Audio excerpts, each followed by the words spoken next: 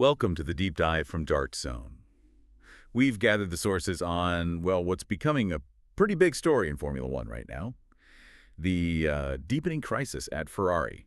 Our mission today, to really unpack this critical view of the team's performance, their future, especially through the eyes of one of their longest-serving drivers. Yeah, it's a huge disappointment, isn't it? Not just for the team, I think, but for F1 fans generally. I mean, last season, they were genuinely in the fight for the constructors, weren't they? And, 2025 started with these massive expectations.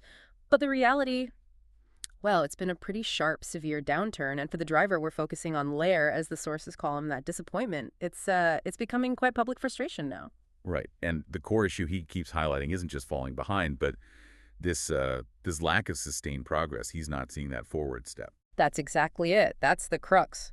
Leclerc feels Ferrari has basically maintained the exact same performance gap to the leaders since the start of the year. So while they've kind of stood still, maybe even slipped, their big rivals, Red Bull, Mercedes, and especially McLaren, current constructors champs, they've clearly moved forward. They've developed. Ferrari hasn't. And this isn't just like one bad race weekend. We're talking 5 races now, 5 in a row without a podium finish. And the sources even mention this brutal possibility. It could be the first season without a single win under the current management. Yeah. Wow. That's more than just a bad patch. That's almost an existential thing for Ferrari. Okay, let's dig into the data a bit. Yeah, the numbers definitely back up Leclerc's pessimism. Ferrari did find a tiny bit of one-lap pace in the third quarter. But, and this is the key thing, when you look at the baseline, all that improvement did was drag them back to where they were performing right at the start of the season, back in February. Yes, you're saying they basically burned energy just to stand still? Yeah. While everyone else was swimming laps around them? Pretty much, yeah. And that's what kills you when you look at the competition. Okay, the Red Bull surge, maybe you expect that given the resources. But what must be really demoralizing is seeing Mercedes pull results out of the bag.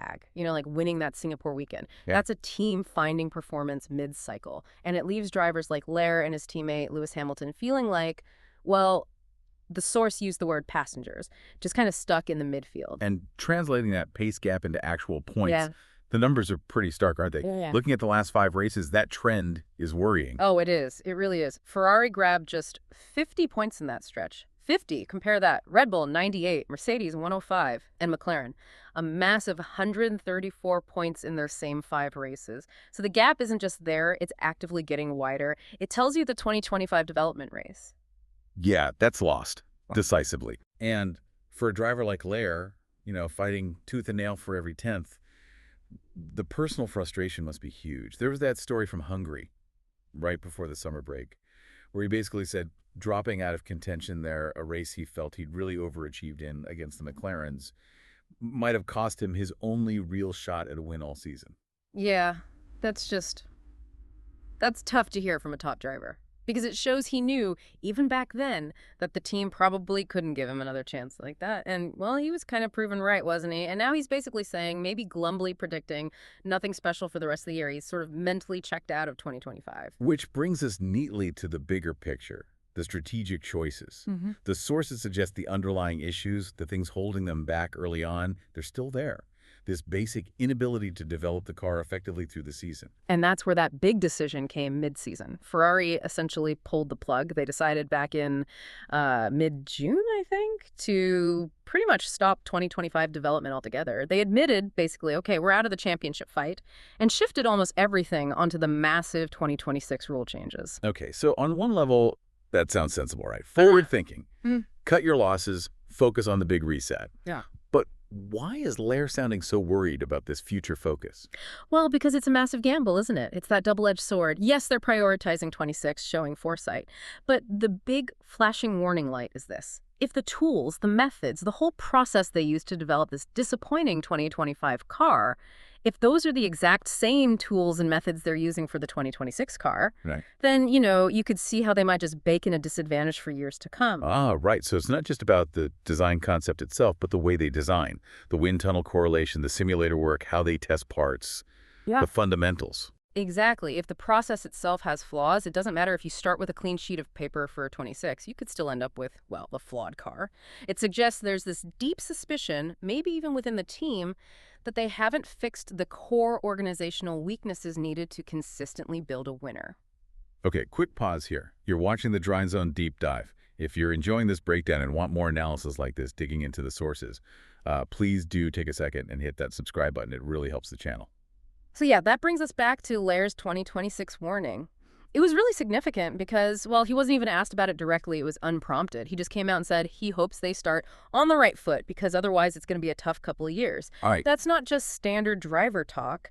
That's him openly voicing a doubt that's clearly playing on his mind about whether Ferrari can actually nail these crucial new rules. And this is where you start connecting it to Ferrari's history, right? He must feel like he's seen this movie before. Is he living through another Ferrari doom cycle? That pattern of high hopes followed by, well, collapse? You kind of have to provide that context, yeah, that cycle. You could argue it really kicked off after that whole FIA engine settlement back in 2019. Remember, Ferrari basically had to sacrifice 2020 and 2021 to regroup and throw everything at the big 2022 rule change, hoping for that reset. And 2022 did start well for them. They looked like they had a championship contender for the first few races. They absolutely did, but then it just faded. Poor reliability, strategy errors, driver mistakes, and crucially weak in-season development compared to Red Bull. And then look at the recent pattern, 2023.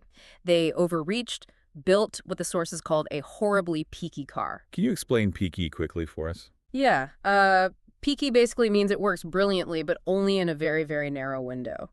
Like maybe it's great in slow corners or on super smooth tracks, but as soon as the conditions change slightly or the tires start to wear even a little bit, the performance just falls off a cliff. It makes it incredibly difficult to manage over a race distance, often just destroys the tires. Okay, so super sensitive, brilliant one moment, awful the next. And then 2024, they went almost the opposite way. Pretty much. They aimed for a more consistent car, but maybe too conservative. And they ended up losing that constructor's title fight narrowly to McLaren, partly after a mid-season upgrade didn't quite deliver. They apparently wasted time trying to figure out their own changes. So that lack of sustained progress, that's the constant theme, the painful thread running through this whole period. And this all loops back to Leclerc's own commitment.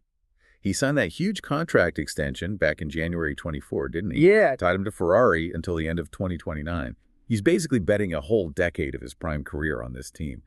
If they get 2026 wrong, I mean, he's facing the real prospect of spending 10 years there without a title. That's the ultimate pressure cooker situation, isn't it? He's put his faith, his legacy really, in Ferrari's hands, and now he's seeing these potential organizational cracks just as the biggest rule change in years is looming. Okay, despite all the team's issues, what about Leclerc's own performance this year? He seems to think he's driven well, personally. And honestly, the evidence backs him up. If you compare him to his teammate, Lewis Hamilton, Leclerc has pretty comprehensively won that battle over the course of the actual Grand Prix weekends. Now, Hamilton obviously had that incredible high point, the China Sprint pole and win, which was Ferrari's best moment. But race day performance, week in, week out, Leclerc has generally been the stronger, more consistent one. And the sources mentioned him trying extreme setup experiments early on to make the car work. What was that about?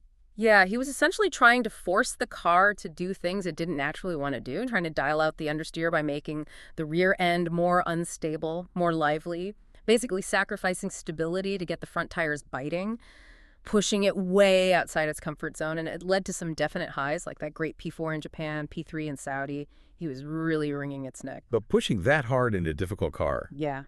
that leads to errors eventually, doesn't it? It almost has to, yeah. Especially when the car itself is maybe a bit unpredictable. We saw some lows too, didn't we? Especially on street tracks.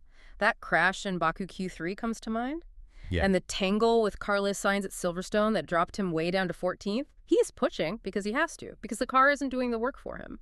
But even when he avoids mistakes, sometimes the team seems to let him down. That Singapore race you mentioned earlier, the sources were clear that wasn't on the drivers. Oh, absolutely not. That was described as a major operational failure. A brake management issue popped up really early in the race on both cars. The result, they spent something like 95% of the entire Grand Prix just managing brake temperatures to, keep the cars running.